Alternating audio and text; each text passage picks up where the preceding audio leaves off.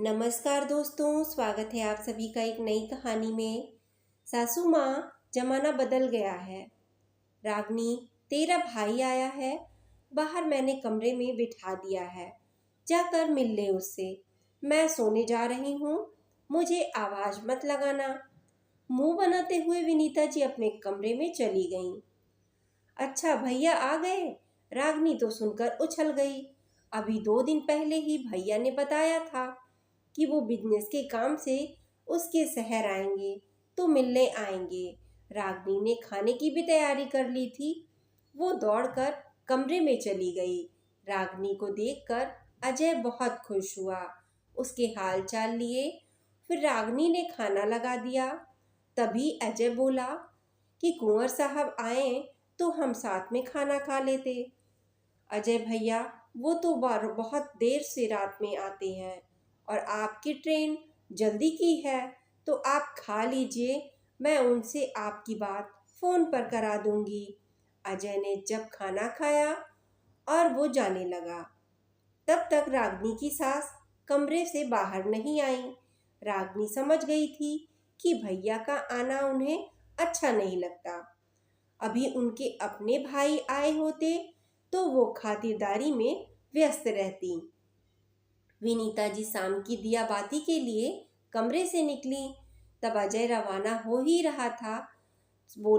अजय ने कहा, समधन जी, इस बार तो कुंवर साहब से मिलना नहीं हुआ। अगले महीने आऊँगा तो जरूर मिलूँगा। आप उनसे मेरी ओर से नमस्ते कह दीजिएगा। अजय जी, आप अगले महीने फिर से आएंगे? क्या इस शहर में कोई होटल नहीं है जो आप हर बार बहन के यहाँ पर रुक जाते हैं? बहन दान में देकर बहन के घर का खाना खाते हैं। आपको शर्म नहीं आती? विनीता जी के मुंह से ये सुनकर अजय हक्का बक्का रह गया। वहीं रागनी को भी बहुत बुरा लगा। उसने तुरंत कहा, मम्मी जी, पता नहीं किस जमाने में जी रही हैं आप।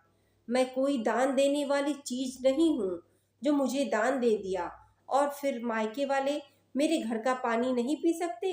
सासू माँ, आजकल जमाना बदल गया है। ये पहले के जमाने की सोच थी, जब बहन बेटी के घर का कोई पानी नहीं पीता था। तब लड़कियों को इंसान ही नहीं कहा जाता था। उनकी कोई मर्जी भी नहीं पूछी जाती थी। मायके वालों ने दान में दे दिया, ससुराल वालों ने रख लिया और फिर अपनी ही बेटी से मिलने के लिए उन्हें लंबा इंतजार करना होता था।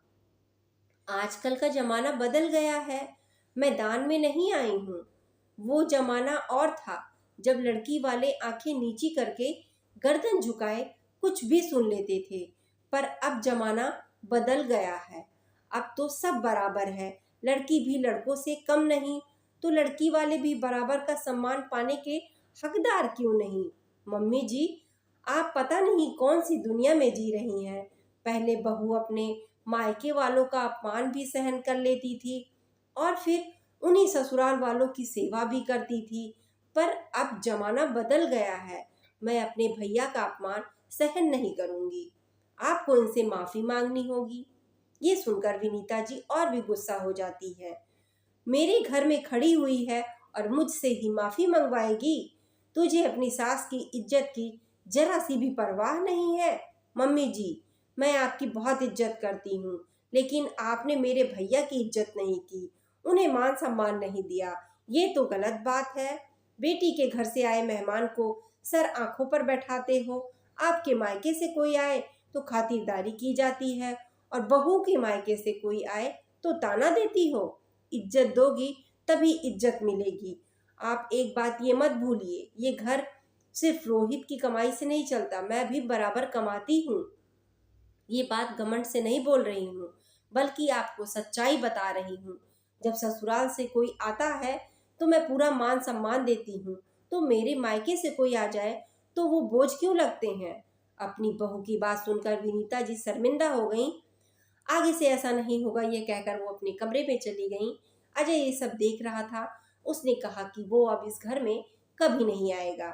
भैया, आप जरूर आएंगे। ये आपकी बहन का ससुराल ही नहीं है, उसका अपना भी घर है। भाई कभी भी बहन के घर आ सकता है। आप नहीं आओगे तो मैं समझूंगी आप भी उन्हीं पुरानी धकियानुशी बातों को मानते हैं। आपने आना छोड़ दिया तो आपकी बहन की बातों का तो कोई मोल ही नहीं रह जाएगा।